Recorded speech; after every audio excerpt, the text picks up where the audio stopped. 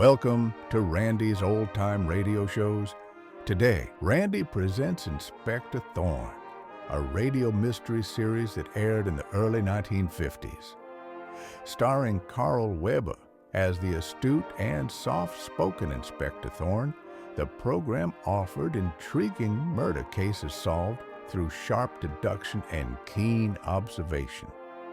Though not as long-running as other detective series, Inspector Thorne gained a loyal audience with its well-crafted stories and suspenseful plots. Today, we revisit these classic episodes and remember a time when radio detectives captured the imagination of listeners across America. John Castle plays Detective Superintendent Thorne, and Andrew Branch, Detective Sergeant Abbott. John Sampson, Hugh Royston, Headmaster of Corriston College, and Victoria Carling, his wife Sylvia, in John Penn's murder mystery, Mortal Term, which has been dramatized by Melville Jones. The play is set in the Cotswolds. Mortal Term. And lead us not into temptation, but deliver us from evil, for thine is the kingdom, the power, and the glory, forever and ever. Amen. Please, everyone, please. Ladies and gentlemen, this is, I hope, an amiable social occasion, so I'll try not to spoil it with a lengthy head magisterial address. Firstly, thank you for coming. I know how frantic you can be on the first day back. I hope you all enjoy the holidays, and that we at least get some decent weather this summer term. In particular, let me welcome our new linguist, Stephen Layton, who will be with us for this term at least. Is Mr. Layton here? I think he's over in the language laboratory, Headmaster. Oh, thank you, John. Well, there's enthusiasm for you. I expect you all know, given the speed at which news travels in our small community, that I was married in the holidays. Thank you very much. Sylvia is keen to get to know you all as quickly as possible, but she wants me to ask you to be as patient as you can while she gets used to our ways. Isn't that right, Sylvia? Yes. Please. I hope you will all introduce yourselves in the course of the evening, and before the term is out, Sylvia and I intend to have invited everyone on the staff to dinner with us here. Just a very brief word of shop. On a more mundane note, I'm informed of 3 pupils who have not yet arrived. Helen Quarry reports that Jane Hillmore is not back. And perhaps less surprisingly, Mark Joyner tells me that Pearson and Geary have not put in an appearance. Take it you don't altogether approve then, Francis. Well, it's nothing to do with me. Hugh knows his own mind, I suppose. Perhaps. But I should say you were closer to him than anyone, had his confidence, protected him from the rest of us and all that. I'm only his secretary, John. He doesn't tell me everything. Yes, perhaps not. Did he tell you where he met her? Not in so many words, but it seems it was a whirlwind courtship. So where did you meet each other? Or am I being too nosy? No, of course not. We met at Christmas, a hotel. My aunt and I, we always went away for Christmas. Your aunt? Yes. I lived with her. My parents died when I was small. Oh, I see. Hugh was staying at the same hotel. Oh, I wondered where you went in the holidays. You'll find there are no secrets in our caring community. Really? Oh, we're not that bad. In fact, we're quite nice, really, Mrs. Royston. I'm sure. And please, I'd much rather you called me Sylvia. Can't get used to Mrs. Royston. Then Sylvia it shall be. And look, if ever it gets a bit much, just pop in for a natter. I promise I'll talk about anything except school. It'll do me good. Coping with the problems of adolescent girls 24 hours a day can be a bit traumatic. Complaining already, are you, Helen? I tell you, John, 4 weeks holiday is not enough. No, you mustn't depress Mrs. Royston on her first day with us. May I introduce myself, John Quarry, your husband's deputy. Hello, I've heard such a lot about you. From Hugh. Here you are. I know he depends on you a great deal. Ah, yes, I see. And I've asked Mrs. Royce, no, I'm sorry, I mean Sylvia, to call in and see us whenever she feels Of course, yes, always welcome. And you must come and meet Ruth, my wife, in Tarbert. Tarbert? There's my schoolhouse, the cross I bear. A cross, indeed. Word has just come through. Pearson and Geary. Oh, Lord, where are they? At the station, it seems, with no money for a taxi. They expect someone to pick them up. The cheek! That little sod should have had their backsides tanned years ago. Oh, John, really? I'm sorry, Mrs. Royston, but boys like that... But I thought that Hugh told me there wasn't any corporal punishment at Corriston. Oh, don't worry, there isn't. Your husband abolished it when he arrived. You'd approve, no doubt. Well, I hadn't really thought. With reprobates like Pearson and Geary, it's really the only thing. Well, I can't go. This is my fault. Sherry. And I wouldn't cross the road to fetch them. Well, somebody will have to do it. We can't just leave them there, much as we'd like to. I suppose I'd better see if Ruth can go, just when she'll be trying to get the kids to bed. Can't I? I've only had one drink. You? Well, really, that's very kind of you, but why should you? It's our problem. No, I'd like to, really. Be useful in some way. This is your party. I'm sure no one would mind. Honestly, I think I prefer it. Get some air. I'm not really much good at parties, small talk, that sort of thing. I'll tell Hugh. Get my car keys. Quite sure you don't want me to come with you? Quite sure. I know the way to the station. I'll only be gone a few minutes. You enjoy the party. Oh, this is really very kind of you. Not at all. To tell the truth, I'm glad to be out in the fresh air. I enjoyed the drive. Ah, Paula! Getting a breather. No, I was sent to fetch Steve Layton. He was lost in the language lab. Just getting the hang of the system before my first class tomorrow. I'm sorry, I haven't introduced everybody. Hello, I'm Paula Danby. I teach English. Hello. Steve Layton, the new linguist. Knew everything, my first job. Really? Well, what about you? Have you been here long? No, of course not. You're far too young for that. So what do you teach? This is Mrs. Royston, the headmaster's wife. Oh, Lord, I'm sorry. I should have... But I didn't think. I mean, you look so... Young. Is that it, Steve? No, Well, we better get on. Mrs. Royston's going to the station to pick up some late arrivals. So I heard. The dreaded Pearson Geary. That's very public-spirited of you. No, I'm pleased to. Well, watch that minibus. It's like a tank to drive. I'll get the keys then and show you where the brute is. This is really very good of you, Mrs. Royston. And quite a surprise. Isn't it, Tony? Absolutely. We never saw our headmaster as the marrying kind. Really? Are you all right in the back there, Jane? You're very quiet. I'm all right, thank you. Jane's the quiet, studious type. Aren't you, Jane, dear? It's left here, isn't it? I'm not too sure yet. Yes, left at the garage. Oh, dear, the gearbox is very heavy. You're doing fine, Mrs. Royston. Not far now. You'll be able to go back to your party. Yes. Hope they've left you some drinks. Oh, I don't mind. Look out! Oh, no. Thank you. Oh, Mr. Layton. I hope you had a chance to meet all your colleagues. Yes. Thanks very much, Headmaster. I'm sorry I was late. I got a bit engrossed. Not at all. I'm very impressed by your enthusiasm. Please, don't hesitate to ask for help or advice if you need it. Thank you. I can just remember what it was like to be starting in the profession. I'm sure you'll find us a friendly lot. Isn't that right, Paula? Oh, yes. Most of the time. Have you moved back into college yet, or are you still... No, I moved back this afternoon. Knowing how generous you are with the sherry, I thought I'd better not risk the drive home.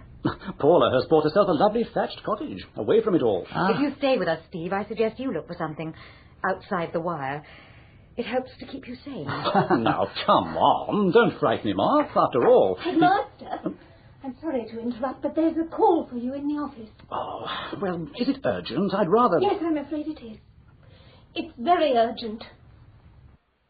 There's a WPC with her, sir, trying to calm her down. It's the shock, you see. But she's definitely not hurt. No, sir, not physically. And the little boy? Not very good at all, I'm afraid. Rushed him straight to the infirmary. But he will be all right. I wouldn't like to say, sir. It's too early. And his family? You've contacted them, I imagine. It happened more or less outside their front door. Terrible for them. He was chasing a football, you know how these little kids do. Ran right out. Your wife had no chance. No, of course. There were witnesses, so there shouldn't be a problem. Problem? For your wife, an inquest, if the lad doesn't... I'm sure he'll pull through, Sergeant.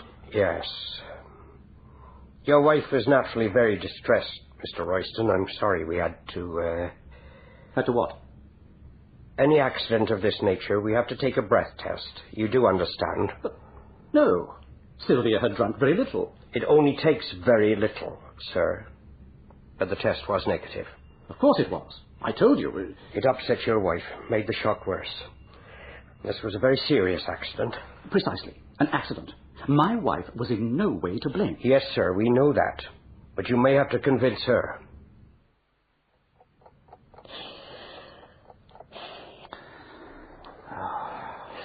Sylvia, please. I'm sorry, but I can't forget. Every time I close my eyes, I see him running out right in front. Oh, this is hopeless. It's been over a week. You've hardly slept at all. You really ought to take these tablets. I keep thinking if only I hadn't taken the minibus, been so confident. Look, we've been through all this. It wouldn't have made any difference. He just ran out. I was trying to be so helpful going to meet those boys. Showing what an asset I could be to you. How I could cope. Stop it, please. What's the point of all this? It can't change anything.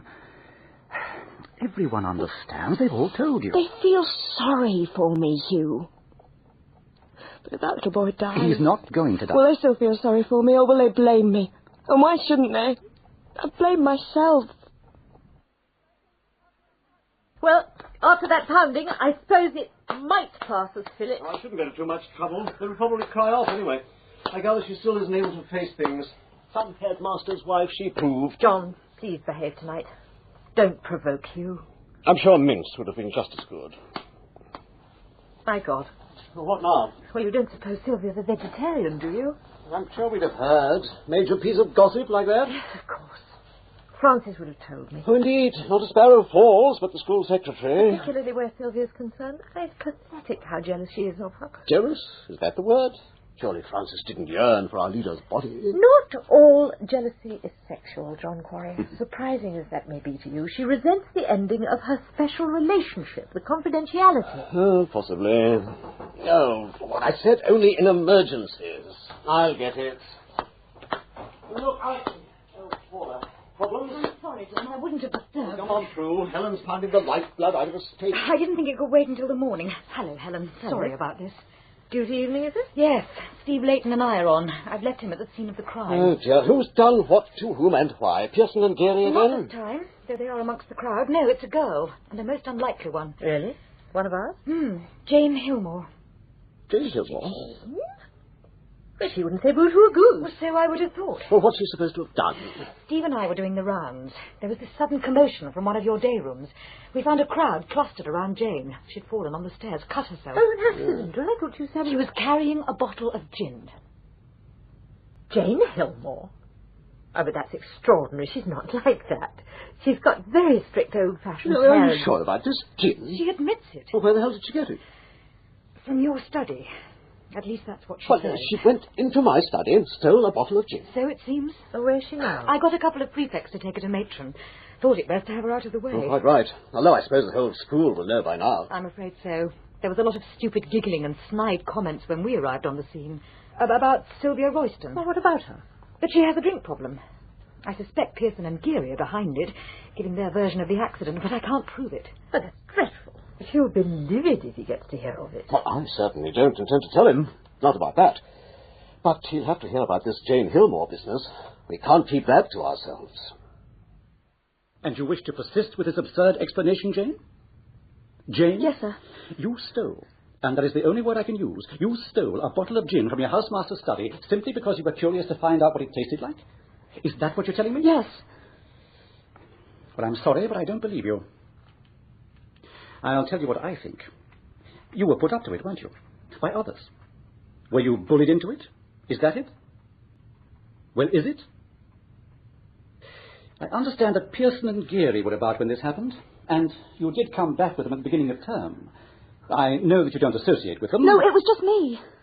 What is the point of protecting these people? They aren't worth it. Why should you take all the blame? Jane, if you refuse to cooperate, you make it difficult for us to help you. I think you need help. Mr. and Mrs. Quarry speak very highly of you. You have always worked hard, done your best, never been in any trouble. In fact, until now, you have been a credit to yourself, the college, and, of course, your parents. How do you think they are going to react to this news? Well, you won't tell them so, will you? If I could satisfy myself that you were put up to this, forced into it, then perhaps we could deal with ourselves. But if you refuse, I'd rather not have to tell them, believe me. Come on, Jane. Calm down. I expect we can sort something out. Oh, dear. Here. Use my handkerchief. Don't touch me. What? Don't touch me. Don't come near me. Would you come in, please, Francis? At once.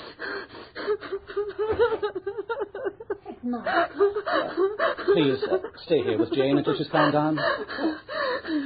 When she's pulled herself together, ask Mrs. Quarry to take her back to the house, will you? I'll discuss it with her later. I shall be with the chairman of the governors until lunch. Headmaster, there was a call for you. It's important. Sergeant Court would like you to ring him. Did he say what it was about? He wouldn't tell me. He insisted on speaking to you. That's it then, Mr. and Mrs. Royston. Thanks very much. Thank you very much. Well, at least it's over. The uncertainty. Is it, Hugh, really? The coroner's just said you were totally exonerated. Death by misadventure. Oh, why did they have to bring their other boy with them? I kept looking at him, thinking that if Billy had lived, he would have grown up to look like his brother. Nothing's going to bring the lad back. But I promise, I'll go and see the family, if I can help in some way. Yes, but the way she looked at me when I was giving evidence. Sylvia, it won't be easy to forget this thing. It'll take time, but it really is over. And please, do make an effort not to brood, please, darling, for both our sakes. I will try, Hugh. I promise. I know I haven't been much help in the last few weeks. And I was so keen to be a model headmaster's wife. You are, believe me. And things will be quite different now. There'll be plenty going on. The last half of the summer term is frantic. I shall need all the help you can give me. Shut, John! If he keeps this up, we could win. Be the first time we've beaten the sixth form for years. As long as he doesn't get carried away. He's nearly run their head out a couple of times already. What fun that would be. Yes, that would really be pistols at Thorne stuff. Have they always been, well, sort of what, Steve? Well, wary of each other. Ah, you've noticed. You must be settling in. John's been here for years, part of the furniture. I suppose you couldn't expect him to welcome all the changes Hugh has made. Particularly as he was pretty confident of getting Hugh's job. More or less promised it, he says. So why didn't he?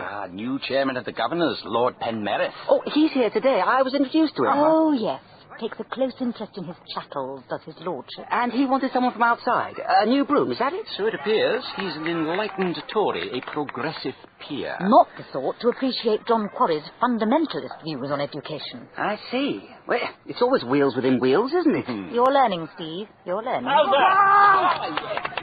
Oh, Lord, he's out. I'd better get my pads on. You're not in for a long time yet. There could be a sudden collapse. Optimist. I was hoping someone would bowl at me in the nets. Get my eye in. Indeed, it could all depend on you, Steve. Oh, don't. I'll boil a few at you when you're padded up. Thanks. Oh, better bring a new box of balls. Where are they kept? Cupboard, in the groundsman's shed. Look, over there, where the mowers are. Thanks, will do. What's so funny? Steve, he's still an innocent, isn't he? I suppose we must have been like that once. Youthful enthusiasm. How's he getting on? In the house? Oh, he's keen enough, a bit naive, tends to believe the best of everybody, but that's hardly a fault. There's another innocent. What? Oh, well, at least she's back in circulation. Still looks very strained. I don't suppose the poor thing had any idea what she was letting herself in for when Hugh swept her off her feet. No, well, she's been unlucky, hasn't she? In that terrible accident, not her fault, of course, but I don't suppose Penmerith welcomed the publicity, the inquest, and so on.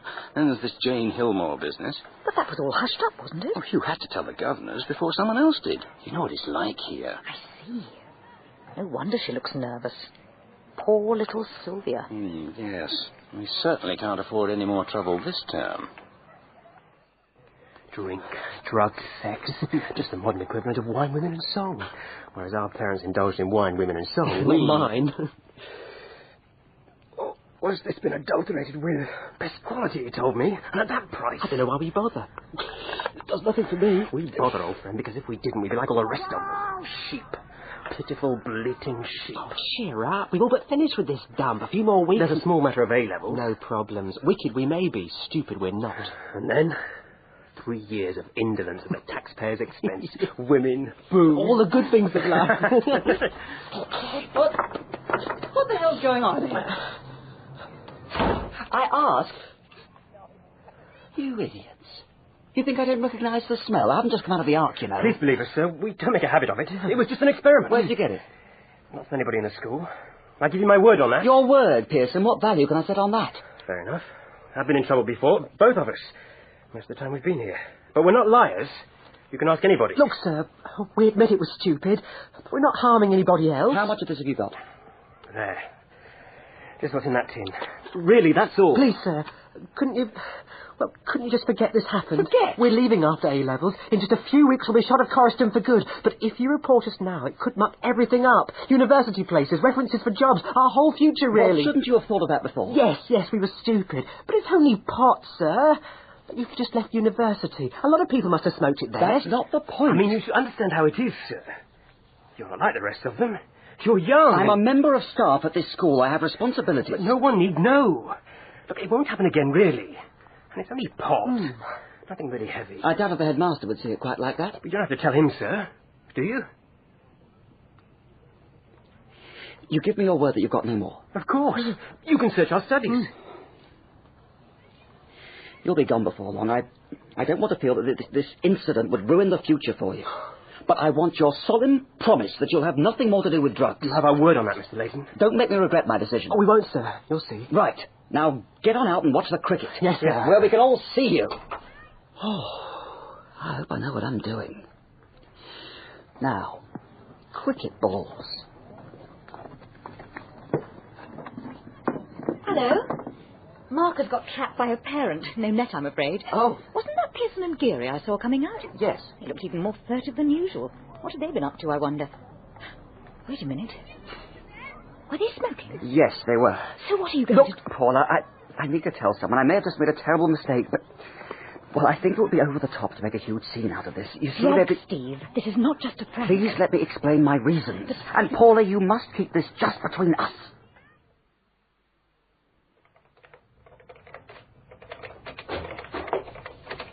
Oh, is it all over? Who won? Still going on, Francis, but I think we can hold out for a draw. Have you seen my wife? She's checking the place settings for dinner, I believe. Oh, I see. Is everything in order? I really can't say, Headmaster. Oh, but I thought... Mrs. Royston seemed to want to supervise everything personally. Well, I'm sure she wanted to be a success, her first governor's dinner, but you have always... Indeed. You always left the details to me. I did offer. Yes. Anything important coming this afternoon? I don't think so. Oh, yes. I typed up Paula's reference for you to sign. Oh, well, thank you. Can't imagine why she wants to go to Australia. Perhaps you should ask her. Well, she's a good friend, but she's never really confided in me. I suppose she's been here for some time and she's looking for promotion.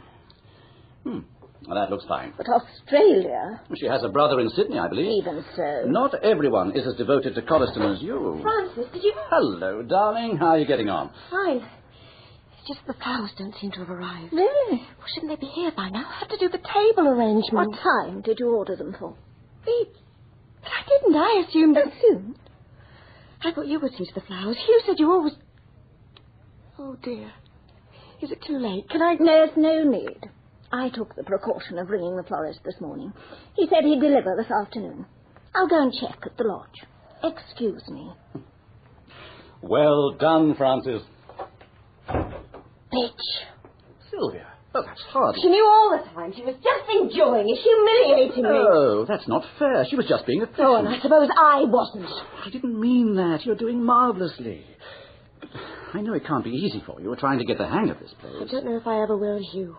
If I can. Of course you will. Those who don't resent me either pity me or patronize I'm me. sure that's not the case. It's just that it takes... Time? Is that it? But how much? How much time do they need? Remember, the purpose of this trial exam, ladies and gentlemen, is to reproduce the exact conditions you will meet in the real thing in a couple of weeks' time. So we will follow all the procedures. Therefore, I will inform you when you have 30 minutes left. Right, you may now turn the papers over and begin.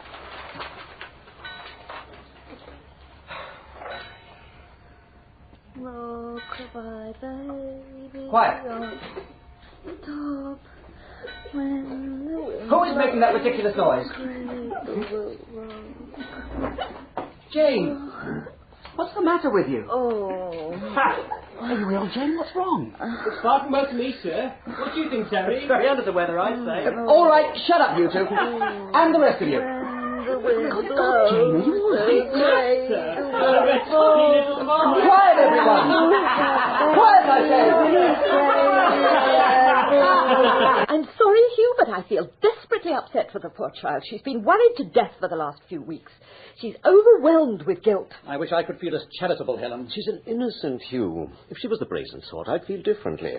I know it's an old-fashioned thing to say, but someone has taken advantage of her. I suppose there's no doubt the doctor was certain. Either Jane has an abortion or she's going to have a baby. Have you told the parents yet? Francis is trying to contact them now to get them up here. It's not the sort of news you can break over the telephone. I mean, how did we allow a girl to get hold of alcohol twice within a few weeks?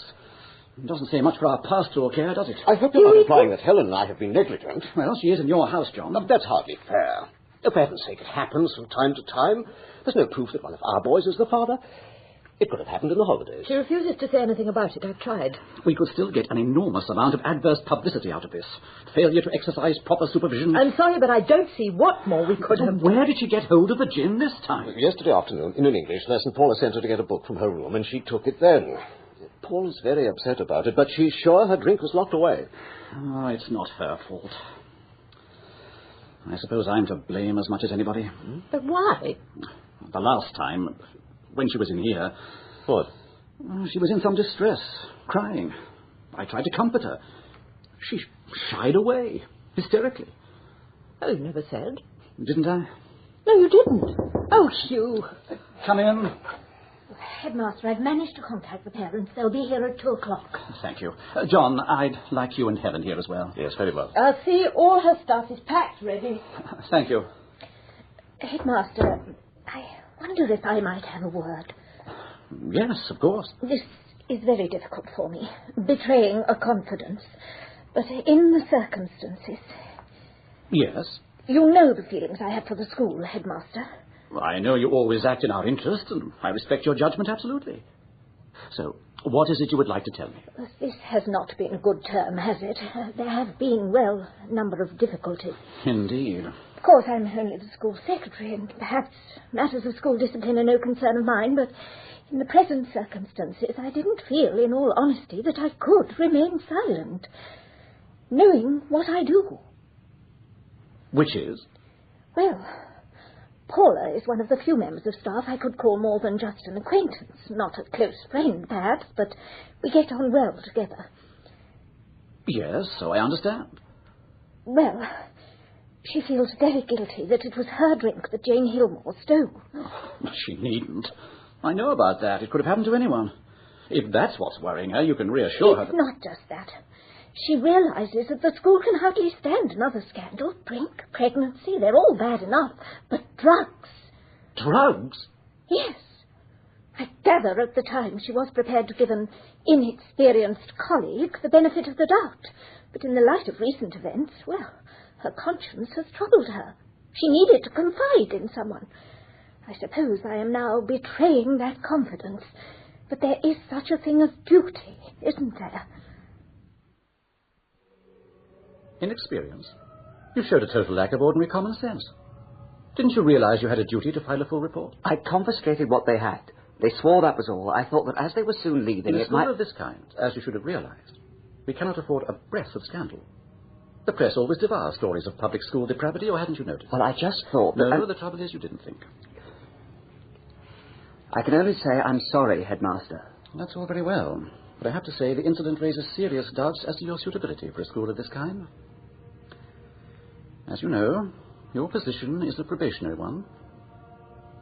And you won't be making it permanent? Am I right?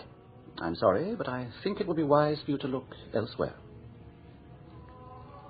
I have to say, I think you're overreacting, Headmaster. Perhaps it was an error of judgment to trust the boys, but I... Yes? I see. I was afraid of that. Yes, at once, please. Both of them. That was Mr. Joyner. I asked him to search the boys' rooms. It seems, as I suspected, that your trust was seriously misplaced. I'm telling the truth. It's not ours. You told Mr. Layton you had no more. You told your housemaster you had no... It was true, sir. We didn't. And how do you explain this? Someone must have planted it. Please, don't insult my intelligence. I simply don't believe you, either of you. That's your privilege, sir. And don't be insolent, Pearson. It won't help you. Sir, all we've done is smoke a few joints on school property. All you've done. That alone is illegal. Yes, but it's not exactly a major crime these days. It's not like trading in heroin or robbing a bank. That will do. Or having a little too much to drink and running someone over with a minibus. I warn you, We were there. Remember? We know. How dare you? I'm sorry, sir. I didn't mean... There is no point in further discussion. I propose to expel you both from Colliston forthwith. I shall telephone your parents immediately. But now? At this stage? I mean, what about our A-levels? University? That is no longer my concern. But it's not fair, not for what we did. As I said, there is no point in further discussion. You will wait in your studies until your parents... If you do this, if you expel us, we won't... You have no choice. Now, will you both? We'll get back at you. You and this rotten bloody school. Geary! And don't think that we can't. You'll see! I'm very glad you could join me. Well, honestly, I haven't played for ages. Can you spare a moment? Well, we're just about to go on court. It is important, darling. Do you mind, Sylvia? Well, actually, it's both of you that we'd like to talk to, isn't it, Mark? Yes, if we may. I hope you two haven't come with more bad news. An hour with Jane's parents was pretty depressing, I can tell you. Let's sit down, shall we? Ah, that tone means you have. So? Pearson and Geary. Yes, I heard. Well, what's happening to them? Gated? Suspended until A-levels? No. Hugh is expelling them. But surely... I mean, that's ridiculous. I'm sorry, Sylvia, that's not very fair. It sounds as if I'm getting at Hugh. I'm sure you're not, but perhaps I should leave you to... No, if you don't mind. We'd like to ask for your help. Mine? Yes. To intercede with your husband. On behalf of the boys? Well, I would if I thought it would help, but why should you listen to me? I'm not really in a position. I've spoken to Pearson and Geary. They're confined to the house until their parents arrive. I think your husband may have been provoked by a very thoughtless and stupid remark one of them made. It was said in the heat of the moment, not meant. What remark? When they lose their cool, boys say things, stupid things. One should try not to pay too much attention. But what remark? Please tell me what he said, please. They were suggesting you were drunk. They made vile accusations. Surely you realise that. Oh, Hugh, they were only repeating what everyone else has been saying. Did you think I was unaware of it? You may think I'm a little naive. Sylvia, I've made my decision. I don't need to apologise or explain to anyone. Not even to me. I'm sorry, but this is a matter for my professional judgment. It's a question of what's best for the school. Damn, Coriston. All you can ever think of is the school. What you ought to be thinking about is the future of those boys and that poor girl. Have you done what's best for them? Or have you just got rid of them because they might damage the good name of Coriston College? That's enough, Sylvia. There's no point in this. It's been a difficult term. It's nearly over. We'll take a long holiday, and when we come back... When we come back, Coriston will still be here. Sylvia, when you married me, you knew this was my world. Yes, your world. But I'm not sure it's mine.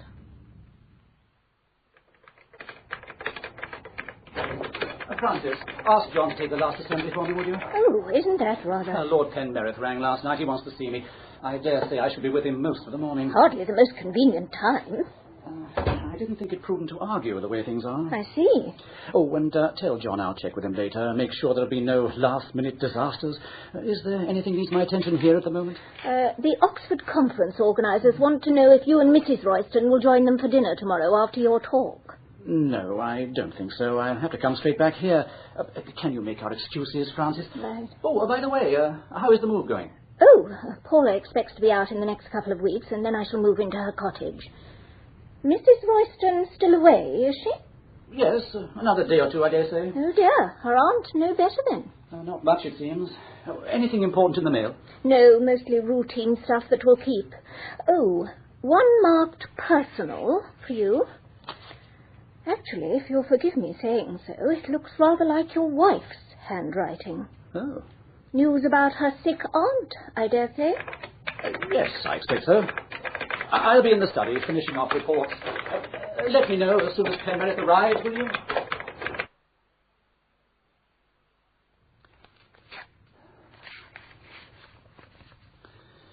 Dear Hugh, I hope this won't come as too much of a shock, but I've decided to stay away from Coriston. I expect you can guess why. I need more time to sort out what I really think about us. All I am sure of is that at the moment I can't stand any more of the school. Please don't try to find me. I promise I'll be in touch when I am more certain of my feelings. All my love, Sylvia. Oh, God.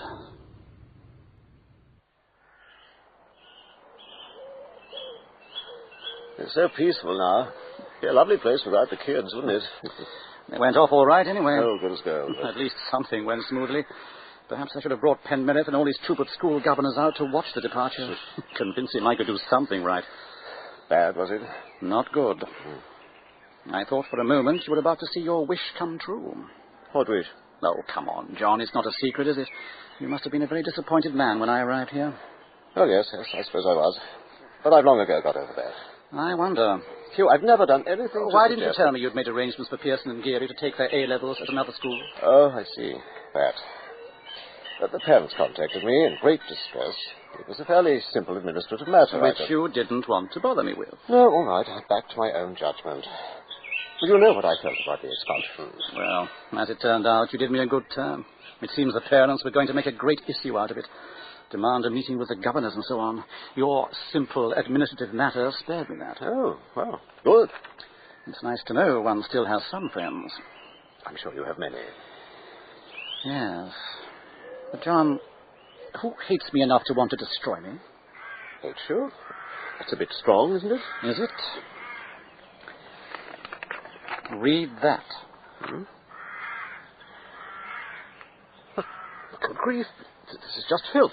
Stupid obscenity. Where did it come from? Sent anonymously to Lord Penmerith. But he didn't believe it, surely. No, I don't think he did. He told me to tear it up. Well, maybe he'd had moments of doubt about appointing a middle-aged bachelor as head, but I don't suppose he seriously considered me to be... Well, what that letter suggests. People who write this sort of stuff should be... Charming, isn't it? The headmaster is a dirty old man. If he can get us girls alone... Forget it, Hugh. Do as he says. Tear it up. It's rubbish. You're right. Come on. First day of the holidays tomorrow, your conference in Oxford, a civilized occasion. You'll see it all differently. Do your belt up. Oh, yeah. Thanks for stopping. There ain't much traffic. A lorry driver offered me a lift, but, well, I didn't think it was a very good idea. Quite right. You really shouldn't be hitchhiking at all. How old are you? 15. My mum would half kill me if she knew. And why are you? I didn't have a choice. My purse was nicked. Oh, where? I got the bus from Reading to Oxford this morning. I was going to do a bit of shopping, buy my aunt a present. Your aunt? Yeah, she lives in Coriston. I'm going to see her. Her name's Gail, too. Do you know her? No, I don't think so. So, your name is Gail. That's right. Moira Gail. And you lost your purse? Yeah.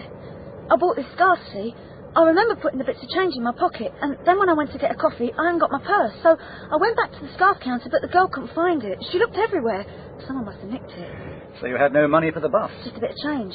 And that got me to Woodstock, and I walked from there. You were lucky I came along. The Coriston Road is fairly quiet. Yeah, it was. Thanks. Do you live in Coriston? Close by, at the college. At posh school? Oh, sorry. You a teacher, then? Yeah. I thought you were. Really? Why? The way you sort of told me off for hitchhiking. Ah, I see. Well, it is a bit stupid. What subject do you teach?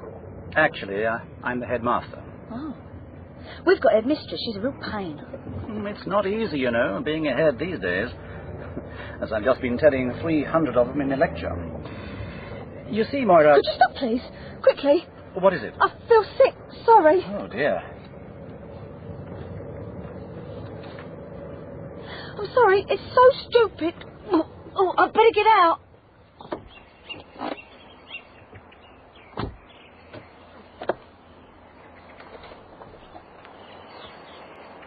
You all right? I feel a bit faint. I need some air. Here, just walk about a bit. Come on. I'll take you. Let go of me. Let go. Moira, what's the matter with you? Get away. Help. For God's sake, girl.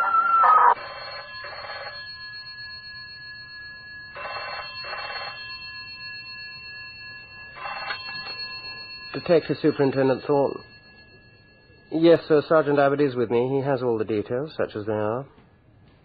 It isn't quite the sort of thing I'd be expecting to deal with. I see, very good. I'll let you know as soon as I've formed a judgment. Of course, as soon as possible. Attempted rape on the Coriston Road, that's all we've got.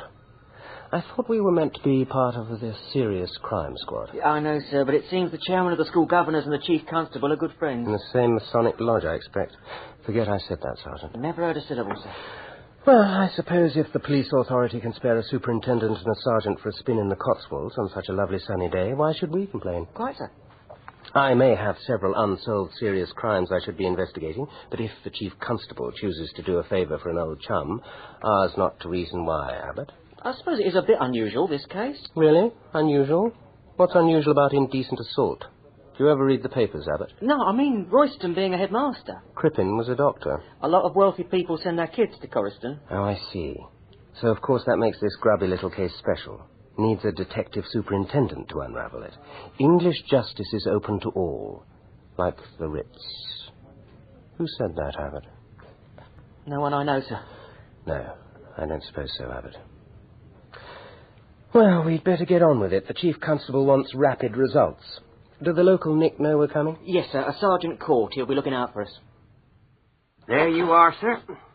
2 coffee, sugar and milk ready. Oh, sorry, sir. I just assumed it. Shall I get fresh? Never mind, Sergeant. I don't suppose it will kill me. Not quite, anyway. We didn't expect you to be coming down, sir. Not an affair of this kind. Neither did I. Well, drink up, Abbott. Yes. Very nice. As you know, sir, these cases are usually impossible to prove. One party's word against another. But there were witnesses. Isn't that right? That's right. People in the car that stopped. Reliable? Oh, local people, decent folk, they swear that if they'd not come along, he'd have had her. Really? They brought her straight here. And you contacted the girl's aunt? Oh, that's it. I'm the police doctor. And where was our headmaster during all this? Oh, well, he just drove off. I went to see him later. Yes, I've seen your report. Denied everything, of course. Oh, said the girl suddenly flew at him. You believe him? I don't know what to believe. The police doctor found no evidence of sexual assault, just a little minor facial bruising. True, but the girl was very distressed. And there's the evidence of the witnesses. Indeed. Decent folk, the sergeant tells us. They'd have no reason to dish the dirt on Royston, would they? Well, Sergeant, would they? No, not really. What do you mean, not really? Well, I'm sure they saw what they said they saw. But I suppose they might have assumed the worst, jumped to the wrong conclusion, the way things have been. The way what things have been?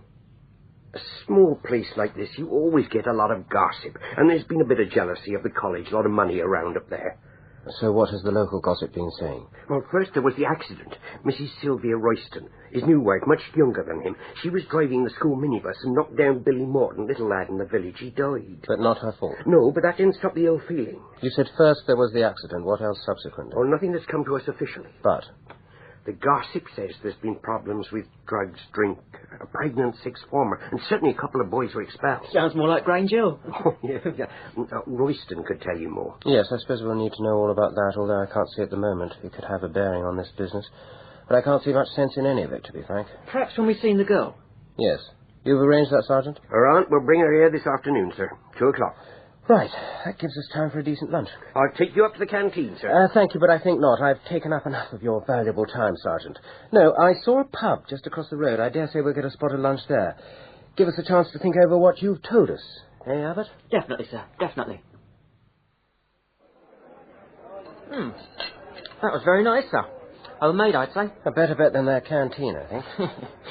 I say I quite fancy a spell as a country copper. Well, no shortage of action. Drugs, drink, rape makes Oxford seem like Toy Town. Makes the case a bit more interesting, though, doesn't it? Possibly.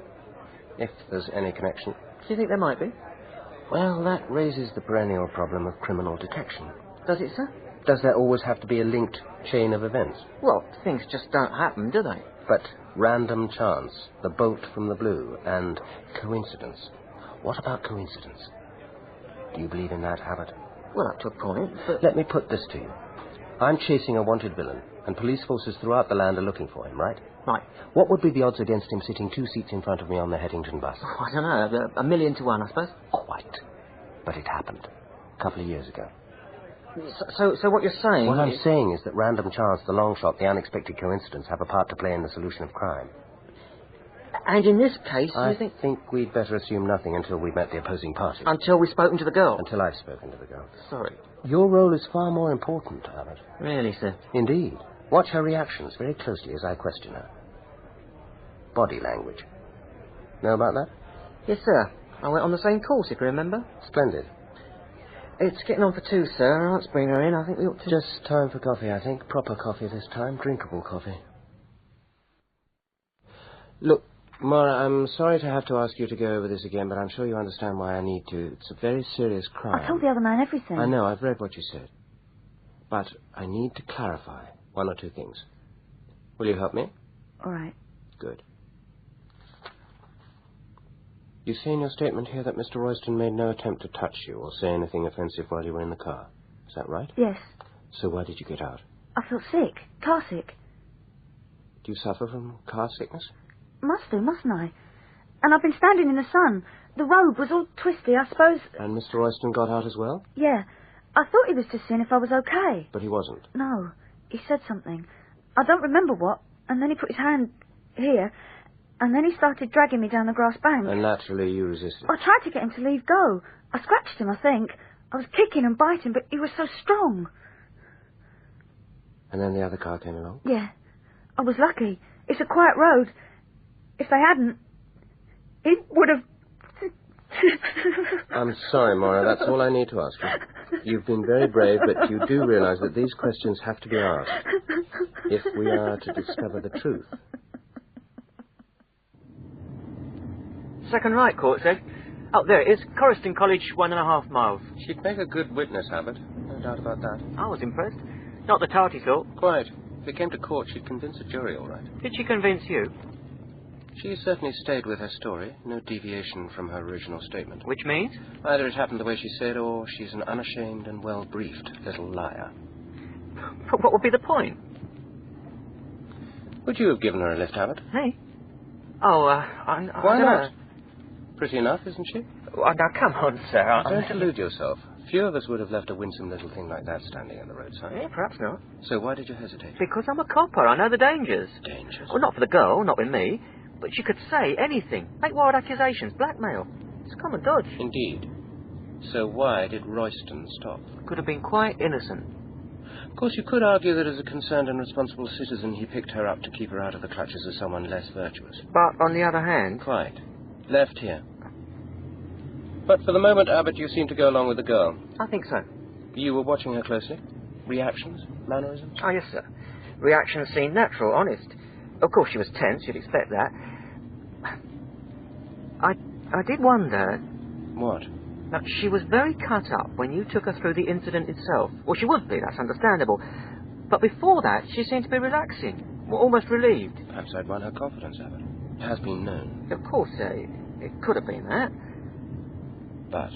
Well, I wondered if she was expecting you to ask some awkward questions which never materialised. Maybe. If I'd known what they were, I'd have asked them like a shot. Did you notice the gold necklet? Yes, I did. Yeah, but lots of people wear them these days. Not cheap, though, was it? Good quality, I thought. Present? No idea. Could be, I suppose. Perhaps she saved up for it from the Saturday job. At £1 an hour? I wonder. Sir? Yes? The girl. Would you have stopped for her? Me? I'm old enough to be her father. So is Royston.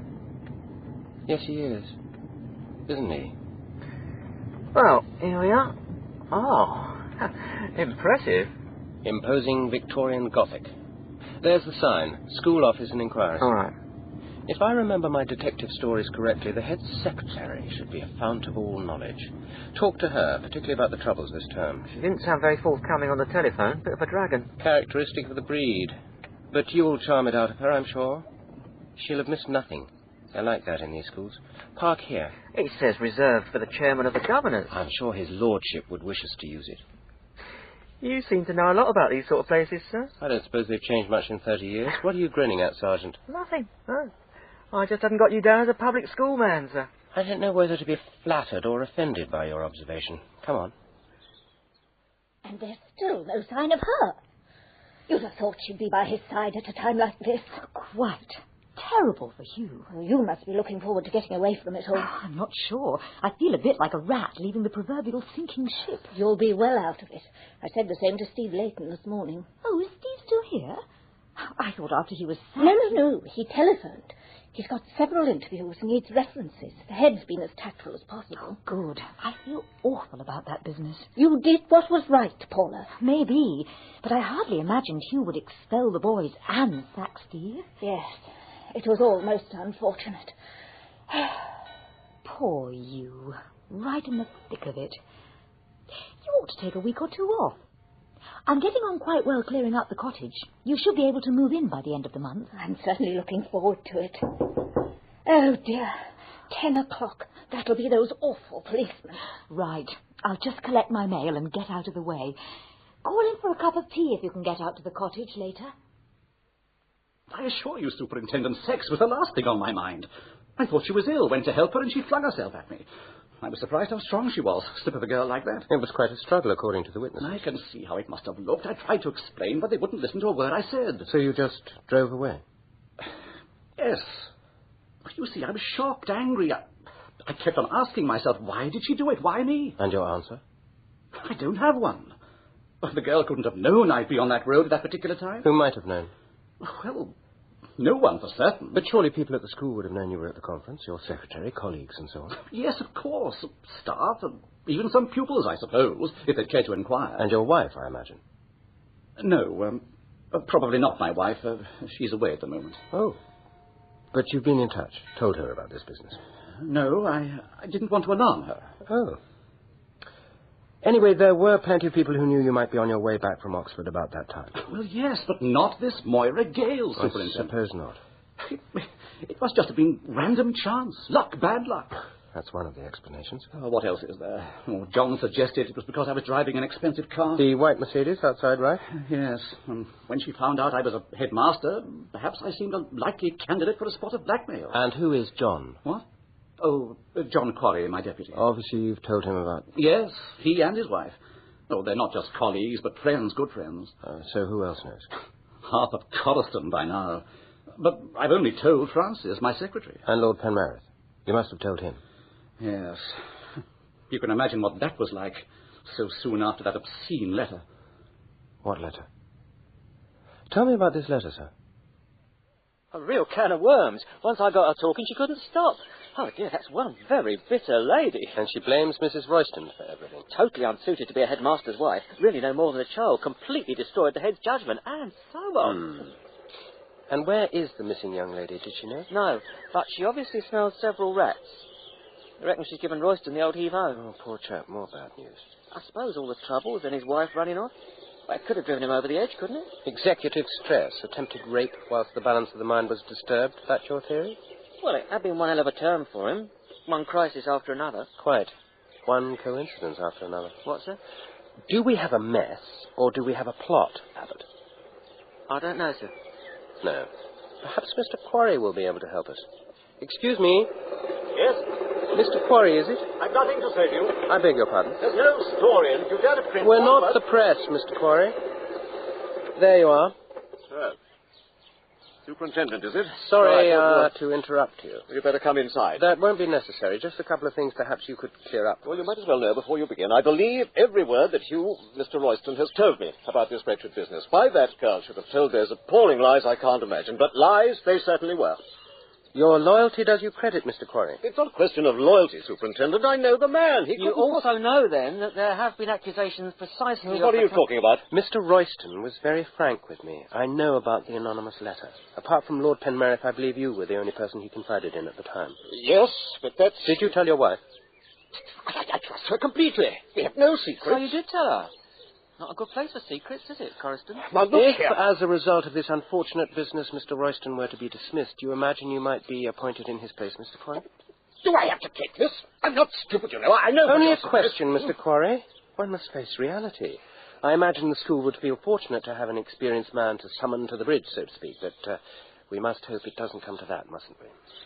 I don't think I can help you any further, Superintendent. Thank you for your time. Much appreciated.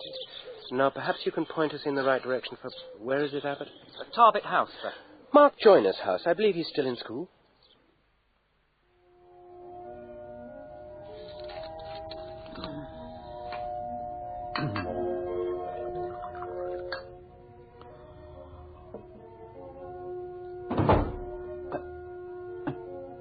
Hello?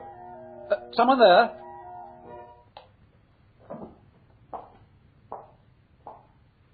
Who is it?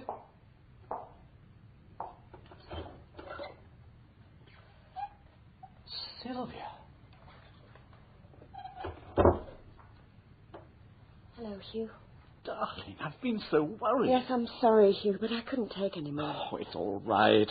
You're back. That's all that matters. I do love you, Hugh. I know that now. It was a terrible thing I did walking out. Oh, we'll forget it. All of it. It was mostly my fault. I get so wrapped up in this place. But I need to change things, I promise. No, don't change. I don't want that. I just needed to grow up. Look, we'll celebrate. Go out, have a meal. No, let's just stay in, the two of us. Right. A drink, then. A welcome home drink? Yes, why not? A double, I think. Hugh. Yes? I know about the girl. How? Who told And I know it's not true, Hugh.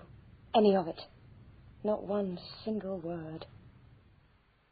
I have to confess, Abbott, it's been an interesting day. All that seething, claustrophobic resentment bottled up behind the ivy-clad walls. Oh, very well phrased, sir. Yes. Royston certainly has plenty of enemies. One of the burdens of command, Abbott. I know the feeling. There must be half a dozen people who had a motive for getting at him. At least half a dozen. John Quarry, who wants his job and always has done. Perhaps Mrs. Quarry, ambitious on her husband's behalf. The secretary has had her nose put out of joint by the new wife. Who does that leave us with? That other housemaster chap, Joyner, he was still pretty cheesed off about his boys being expelled. Quite. And then there's the boys themselves. Nasty pieces of work by the sound of them. They could have set him up. And don't forget the pregnant girl. Or at least her parents. They must have been pretty sick with Royston. Just like the people in the village. Which still leaves us with the sacked French teacher, Steve Layton. And the English teacher we met in the office. She's off down under. You don't have to have a criminal record to go there these days. Certainly a long list, isn't it? But unless we could find a connection between someone on the list and Moira, there's no basis for a conspiracy. Quite. Oh, yes, the answer, if there is one, would lie with Moira. We'd need to know much more about her. It would have been quite intriguing following it up. Would have been? Well, you don't imagine I can spend any more time on this case. The girl isn't going to press charges, too distressing for her. And without independent testimony, the Crown won't prosecute. So we'll never know whether it was just a chance encounter, whether he did assault her. Or whether he was the object of someone's vengeance. The Chief Constable isn't going to be best pleased with that, is he? Oh, Lord, whatever his name is. He wanted my professional judgment, which is that without devoting more time and resources than we have available for such a case, the matter will remain unresolved. If he doesn't like it, he can do the other thing. It may sound cynical, Abbott, but the crime isn't serious enough to take up any more of our time.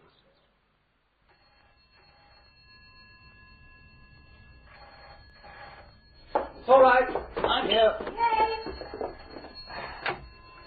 Good morning. Coriston School Headmaster speaking. What? Have you got the right... Who are you? I don't think... Very well. I'm listening. Yes. At noon? Yes, I'll be there. You can be sure of that. But who the hell... Hello? Hello? Who was it, Hugh? Oh, no one. Just a wrong number. Come on. Come on. Oh.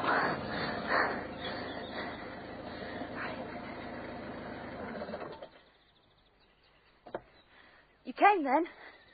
I thought you would.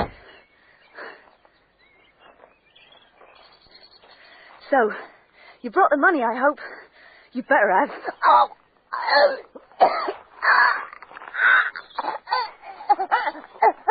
I don't think I shall ever get used to these places. No, and there's something so pathetic about it all. A young girl, that's all she is, Abbott. Poor kid. It wouldn't have taken much force to choke the life out of her. You can see the marks on the throat. Death by manual strangulation, you say? Yes, but as to time of death, that sort of thing, we'll have to wait for their tests to know that. Thank you. Come along, Abbott, let's go.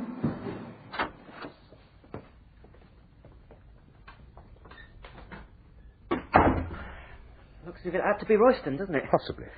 But from what we know, the body was found by a chap out walking his dog. This chap reckons he was passed by a flash white car driven by a man. He wasn't sure of the make of the car. No, but forensic have identified a set of tyre tracks. They're pretty certain it was a Merc. What did I miss, Abbott? Miss?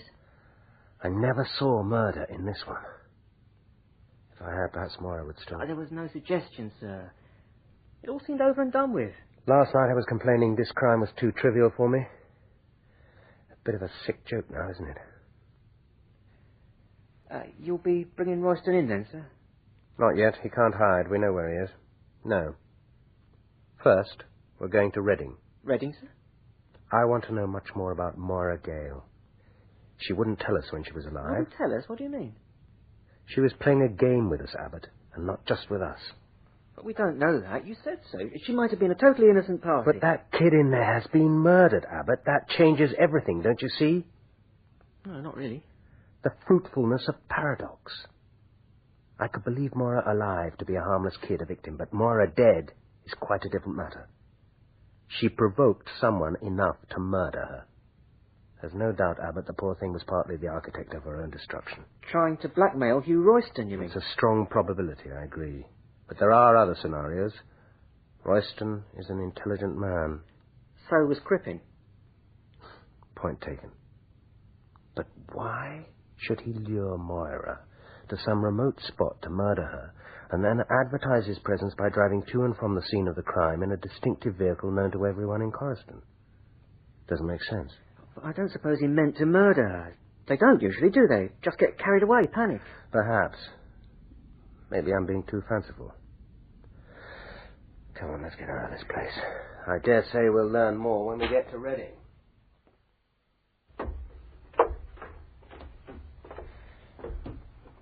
There you are, sir. That's her room.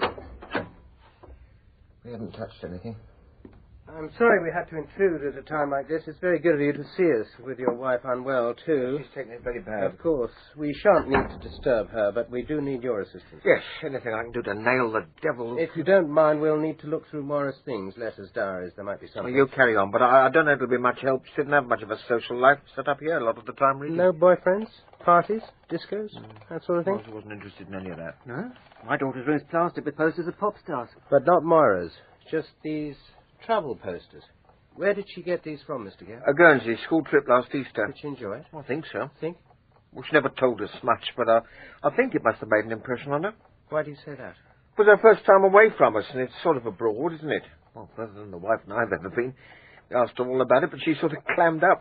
We thought she might have found a boyfriend. Really? Well, she was definitely more moody, touchy. It's often a sign, in my experience. But she never mentioned a boy or met one as far as you know? No, I'm sure we'd have known. She didn't go out to meet him anyway. Can you be sure? Well, she was only ever out on Saturdays at the job. Oh, I suppose I'll have to tell Mr. Brandon at the bookshop. There's no need. I'll arrange for one of my officers to call there and at the school. Oh, I see. Thank you. Well, perhaps we'd better start to look through... If there's any letters or anything, they'll be in her desk. Is it locked? No. She didn't need to lock anything. We never interfered, poked our noses. I'm sure. I'd say Moira couldn't have asked for better. We did our best. We give her opportunities without some bastard. We'll find him, Mr. Gale. Be sure of that. Right, Abbott, if you start with the wardrobe, I'll have a look. I'm sorry, do you mind if I leave you to it? I don't think I could... Of course. If we need to take anything away, we'll give you receipts. Oh, take what you want. She'll never need them again, will she? I'll just look in on the wife, make sure she's asleep. They gave us some tablets. Of course. I'll be downstairs if you need me. Poor devil. Decent sort, sir, wouldn't you say? Very. Bit odd, though, wasn't it? What? I got the feeling he was talking about a lodger rather than a daughter. Oh, I don't know. Still in a state of shock. Right, let's get on. Right. Tidy, girl. No clutter. It's some very smart gear here, sir. It's expensive looking. Really?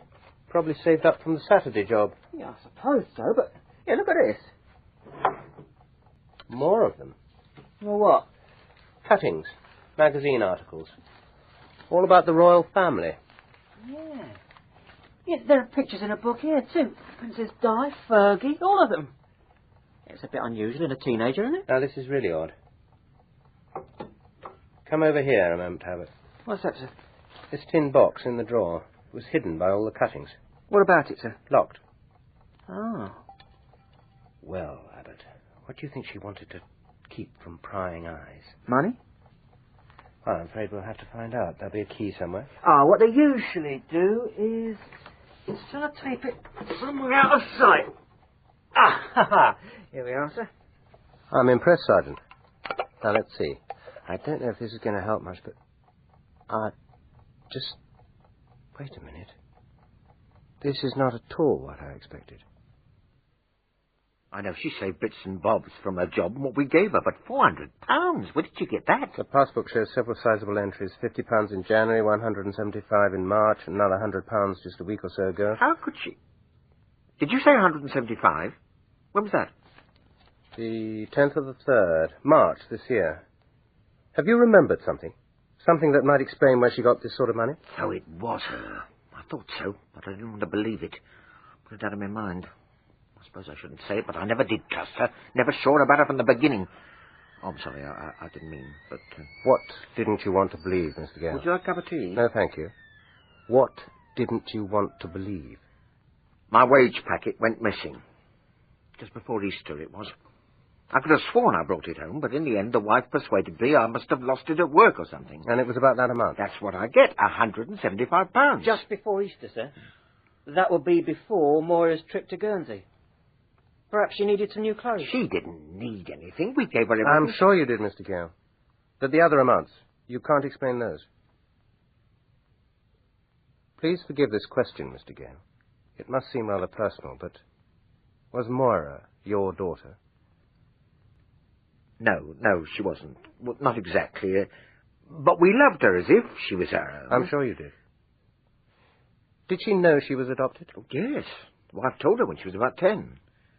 Did she know who her real parents were? No. She was abandoned, just a few days old. So really she was able to imagine anything she liked, even that she might be related to royalty? Oh, that, yes, that was a sort of family joke. Wife used to call her our little princess when she was a toddler. I've forgotten. But I don't think Moira had, Mr. Gale. I don't think it was a joke to her. Yes, that's right. Check the hotel and all the names I gave you between the 23rd and 31st of March. 23rd and 31st of March. And make it quick. Thanks. And did you also ask them to try the number the school secretary gave you? Yes, sir. They'll put this Steve Leighton through here if they contact him. Good. It's got to be a long shot, sir. Guernsey in the same place at the same time. But it would make sense. Bring the whole thing together. It would be the coincidence which links all the others. It doesn't strike me as impossible that Moira met someone in Guernsey who ties her in with Coriston. But it could just as easily have been Reading. I mean, those two boys that were expelled, for instance. We know one of them lives in Pangbourne. That's not far from Reading. I don't think so. You heard what Mr. Gale said. She didn't have a social life outside home. With respect, sir, there was quite a lot that poor Mr. Gale didn't know about Moira. I grant that. For a start, he didn't know she was a thief. And not just from him, either. We know what Mr. Brandon said in the bookshop. It must have been her. They're checking it up in Reading, but I don't reckon there's any doubt. Certainly it would explain the £50 deposit with the Building Society. That's what Brandon believed his missing first edition to be worth. But what about the £100 in July?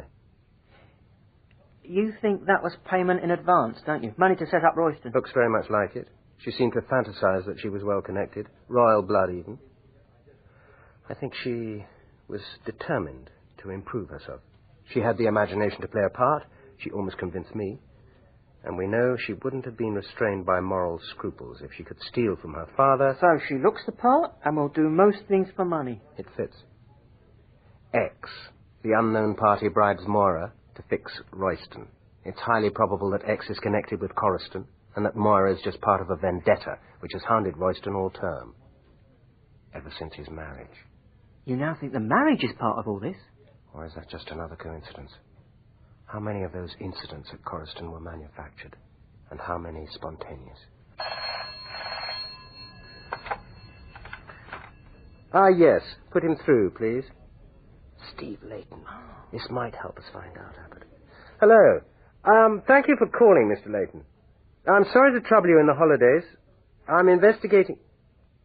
Oh, you've seen the papers. Well, in that case... No, of course not, Mr. Leighton. But I do need your help about an earlier incident involving cannabis. No, I'm not concerned at this stage with that offense. But there is something I'd like you to tell me. I just needed to get away. I stayed in a small hotel in Oxford. That's all, And Superintendent. presumably they'd remember you at this small hotel. I'm sure they would if you I telephoned. expect so, sir, yes.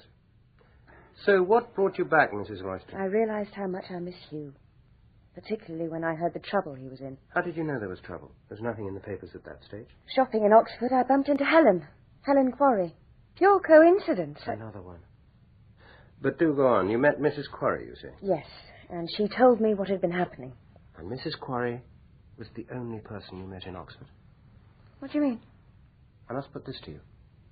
Did you perhaps also meet Moira Gale in Oxford? No, you knew your Superintendent. husband would be at the conference, the car he was driving. This is absurd. It's all right, Hugh. No, Superintendent, I did not meet Moira Gale.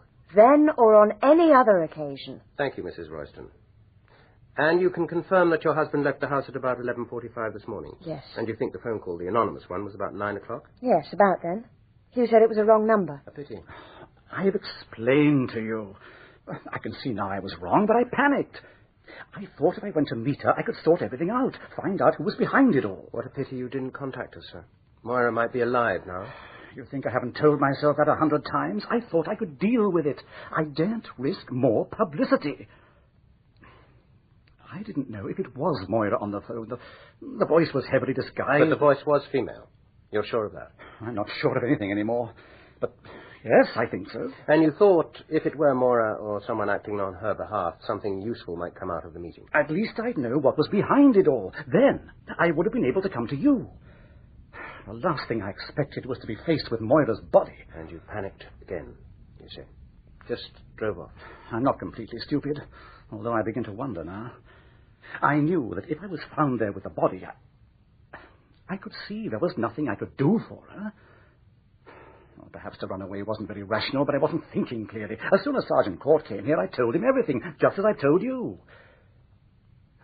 I know how it must look, Superintendent. That'll be my sergeant. Excuse me. I'm sorry, darling. Good. Come through then. Yes, sir, it's all there. And the results of the post-mortem. Thank you. I won't be long. I'll meet you at Mr. Quarry's house. Right, sir. Right, Mr. Royston. I shall have to ask I was expecting it. You would allow me to call my solicitor? I don't think that will be necessary for the moment. Oh? I was going to say I shall have to ask you for your assurance that you will not be leaving Coriston without informing me. Of course. Thank you, Superintendent. But does that mean... Could I ask you just one final question? Yes? Have you ever been to Guernsey, Mr. Royston? What a strange question. And your answer? Yes, I've been there once or twice. But not at Easter this year? No. And you, Mrs. Royston? Have you ever been to Guernsey? Never. Perhaps you should get your husband to take you there. Would that be a good idea, Mr. Royston? Now, I must go and talk to Mr. and Mrs. Quarry. Look, I don't What know has Guernsey got to do with this, Superintendent? Everything, Mrs. Royston. Everything. It was pure coincidence. As I've explained to Sergeant Abbott, I was going into the supermarket and Sylvia was coming out. Exactly as she said. And I've also given your sergeant details about Easter holiday, though what that's got to do with anything, Mrs. Quarry managed to get away for a few days to stay with friends, but Mr. Quarry... I know everyone thinks teachers have long holidays to swan around. I'm sure you work very hard, Mr. Quarry. I mean, you're still here now, and we're well into the holidays. Exactly. And this morning, Mr. Quarry. Were you busy with school matters this morning? There's no need to be subtle, Superintendent. It doesn't suit you. Mr. Quarry said... What do you mean, said? That he went into Coriston for some shopping soon after breakfast and came back about 10 o'clock. I see. And presumably Mrs. Quarry was here, so she can... Well, not all of the time. It was such a lovely morning that I went for a long walk. But you met people, I dare say. Well, I'm not sure that I did. I kept well away from the roads. Really? Look, I appreciate that this is a very serious business and you have to ask your questions, but you can't for one moment think... What can't I think? No, it's all Mr. right, Quarry? John. I'm sorry, Superintendent, but this business has placed us all under a great strain. I understand, Mrs. Quarry, and I hope we shall have it all cleared up very quickly now. Oh, really? Look, I'm sorry I lost my temper. Can I ask, Superintendent, purely from the school's point of view, whether you will need to take Mr. Royston... No, Mr. Royston can continue with his duties here, as far as I'm concerned. Good. Oh, that's excellent. We were afraid that... Well, that really is good news. I expect it is. Am I right, Mr. Quarry? Indeed. And I've got more good news for him. What's that? You know about the pregnancy business. The Hillmore girl, yes. Well, I had a letter from the parents this morning. The girls told them everything. The father, some wretched cousin who stayed with them during the Easter holidays. They absolve us from all blame. Even from leaving gin bottles lying about? Well, that was hardly our fault, was it? No, I suppose not. Anyway, that will be reassuring for Mr. Royston. Well, thank you for your time. I'm sorry to have kept you, busy school teachers. Still, you have got another 6 weeks to recover. Excuse me, but this photograph, when was it taken? That one? It was the beginning of term party. Hugh gave one to introduce us all to Sylvia. We all look so cheerful there, don't we? Are all the staff on it? Yes, I think so. You got us all to pose together. Stupid, really, but we'd all had a few drinks. I can't think why you've got it framed, Helen. We all looked... That's what we all looked so happy. It's a rare sight. May I borrow it? What is that for? Abbott will let you have a receipt. Oh, take it. Keep the damn thing. As far as I'm concerned, it's not exactly an occasion, as it turned out, that any of us want to remember. He was certainly surprised you weren't taking Royston in. So am I, as a matter of fact, sir. But neither of you had seen the autopsy report. How does that clear him? Time of death. Moira's aunt says the girl left the house soon after 9, after a substantial breakfast. I see. Stomach contents. It helps them fix time of death pretty accurately. Moira had been dead a couple of hours when she was found. And Royston and Sylvia have alibis for each other. Right. What else did they come up with? No sign of a struggle, which suggests Moira knew who it was who strangled her. But if it's not expected, it's easily done. Hands round the throat, she was only a wisp of a thing. No great strength was necessary. So it could have been a man or a woman? Oh, no. I'm sure it was a woman. Really? Why? The whole business has the hallmark of the little green-eyed monster, jealousy, or bitter resentment. Resentment against Hugh Royston. But there were plenty of men who resented him. John Quarry, the boys, but the use of Moira, the poison pen note, the sexual element is very strong. This is sexual jealousy. It could be hard to prove. Just a theory. But now we have the evidence from Guernsey. I knew we'd find a connection. But it just confuses things until we can get a proper identification. I suppose that's why you took the photograph? Yes. But I'm pretty sure I know. How could you be in 2 places at once and by herself? What are you talking about, Abbott? You told me the hotel in Guernsey recognised one name on the list we sent them. Or rather the same name, but not the same sex. Correct. They had a guest staying there between those dates who signed in as Mrs. Royston. And she was known to them. Had been there on previous occasions. But Sylvia Royston was on her honeymoon in France. I suppose Guernsey isn't too far away from France. I see your confusion, Abbott. You're imagining it was our Mrs. Royston who was at the hotel. Of course. You're telling me it wasn't? Then who was it? Not his mother, sir, I suppose? No, not his mother, Abbott. Turn right at the next crossroads. I think that's what Miss Bell said. The lane should be on the left, almost immediately. She said we can take a car down. When did you speak to her? She wasn't in the office when I was... She arrived just as I was leaving to walk across to the quarries. So she hadn't been in this morning. Not like our school secretary to be away from work, is it? She told me she was packing up to move into this cottage. And you believed her, sir? Here's the lane coming up. We turn off. I mean, it could be her. If your theory is right, she's jealous of Sylvia, Yes, right? but I don't see her as Royston's mistress. There's no sexual motive, not with her. She's just protecting the school. And coincidence, I told you, it can never be discounted. But not a whole chapter of coincidence. I'm not with you, sir. Think about it, Abbott. Who suggested Mrs. Royston took the minibus? But that was an accident, wasn't it? Yes, but wishful thinking, possibly. And then the rumours. Somebody amplified those. And the same somebody, knowing poor Jane Hillmore's fondness for gin, gave her the opportunity to take more. And what Steve Layton told you on the phone this morning... Yes. He only told one person. And I don't doubt the same person wrote the anonymous note to Lord Penmerritt. Turn right at the barn. We're nearly there. Sir, that car park up ahead, Stop. How long will it take the others to get here? They'd have to round up a forensic team, a WPC. But I told them to step on it. Another 10 minutes, I reckon. Right. Good. We'll walk the rest of the way. Nice summer's day, windows open. Voices might carry Abbott. Particularly if they're raised. As soon as he asked about Guernsey and whether I'd been there this Easter, I began to see. It had to be you. I didn't want to think it, Paula. How did you think I felt in that cosy hotel? Everyone calling me Mrs. Royston, remembering us from our previous visits. When's your husband coming? You Mrs. knew Royston? I wouldn't come. It was all over, I told you. But I didn't believe it. Didn't want to believe it, I suppose. That you were just using me until you found some insipid little virgin who'd be better for your image. Always promising a wedding, weren't you? But it never materialized, did it? I should have realized I wasn't quite good enough for you. Not quite young enough. Not quite respectable enough. Yes, I should have known you were using me for just one thing. Paula! And the trouble you took to make sure your mucky little affair was our secret. God knows it was hard enough to keep it quiet in that bloody hothouse you run. When I think of Frances Bell poking her nose into your business, and John Quarry just waiting for you to slip up so that he could step into the job he always thought should be his. Well, he doesn't have to wait much longer, does he? You're finished, Hugh. It was you, then. Everything that went wrong. You're evil, Paula.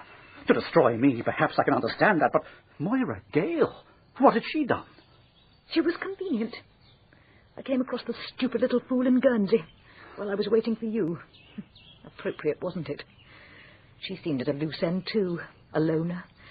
She bored me to tears with her pathetic fantasies, her plans to better herself. But I knew she'd do anything for money. When I needed someone, I thought of her. I remembered she had an aunt near here. I knew about your silly conference in Oxford. It wasn't hard to fix. You see, she had a vivid imagination, Hugh. She still thought I was Mrs. Royston, and I told her you'd been playing about with other women, threatening our marriage. I wanted to get my own back and warn you off at the same time. And she believed you? She was only 15. I thought she'd swallow it. And there was the money, of course. But I misjudged her. How? She must have found out in the village about Sylvia, the real Mrs. Royston. So she telephoned, demanded more money, threatened to tell the police the truth. And you killed her. Then tried to involve me. That was you, wasn't it, on the phone? The disguised voice? But it was a voice I knew. I couldn't place it at the time. Yes, it was me. But who'll prove it, Hugh? Your word against mine. And who'll believe you? A child molester? A failed headmaster? Good afternoon, Miss Danby. The front door was open, so we came in some time ago. It seemed a pity to interrupt your very lucid flow. So it was all a trap. You brought the police with you. I should have expected that from you. Back it up, Mr. Go on, Dennis. Not that it matters, Miss Danby, that Mr. Royston did not bring us. I would have come anyway. I've suspected you for some time. How could you? Too many coincidences. And the sexual jealousy. A woman roused and then scorned. There weren't too many candidates for that role at Coriston. You fitted the profile, Miss Danby. The right age, the right looks, the right temperament, and all the opportunities you needed to destroy the man who discarded you. Theories, Superintendent. Just theories. Your eavesdropping won't help you. That's not evidence, and you know it. There'll be no shortage of evidence. I imagine the staff at the Guernsey Hotel will recognize you from the photograph we'll send down the wire. And poor Moira. You can't strangle someone with your bare hands without leaving tissue traces. Unique to you, Miss Danby. No, I don't believe we'll lack evidence. Abbott, in your experience, what does a murderer try to do after committing the crime? To get away as far as possible, sir. Was Australia going to be far enough, Miss Danby? In a few minutes, Miss Danby, you will be taken to Oxford and charged formally. Superintendent, do I have to stay? No. We'll take statements from you later. Paula. Get out! I don't need your sympathy. You'll never understand, Hugh, will you? I loved you, and you left me for a woman not fit to be near you, let alone be your wife. You did that to me. Just get out! Go! Yes, please leave now, sir. Go back to your wife, Mr. Royston, and your school. There'll be a trial and a lot of bad publicity. But with luck, you might survive. You've certainly been more fortunate than poor little Moira Gale. John Castle played Detective Superintendent Thorne, and John Sampson, Hugh Royston, in Mortal Term, which was dramatized for radio by Melville Jones, from the novel by John Penn. John Quarry, James Green, Helen Quarry, Penelope Lee, Mark Joyner, Stuart Organ, Francis Bell, Oriel Smith, Sylvia Royston, Victoria Carling, Paula, Elizabeth Mansfield, Steve, Jonathan Tapler. Pearson, Paul Downing, Geary, Stephen Garlick, Detective Sergeant Abbott, Andrew Branch, Sergeant Court, Ian Lindsay, Jane Hillmore and Moira Gale, Jane Whittenshaw, and Mr. Gale, David King. Mortal Term was directed by Martin Jenkins. Well, folks, that's all for tonight's broadcast here on Randy's Old Time Radio Shows. Now, bringing these golden oldies back to life takes no small amount of time and effort from our good friend Randy, cleaning up the audio, converting the files, and making sure each show has the best audio possible. If you've enjoyed the program and you'd like to help keep these classics on the airwaves night after night, why not consider a small donation? Every penny goes straight to supporting Randy's work and helping this channel stay on the air. You'll find the links down in the description below. And for those of you kind souls who've already given, Randy tips his fedora to you. Your support truly keeps this old radio spirit alive. Thanks ever so much. And until next time, keep those dials tuned and keep the memories rolling.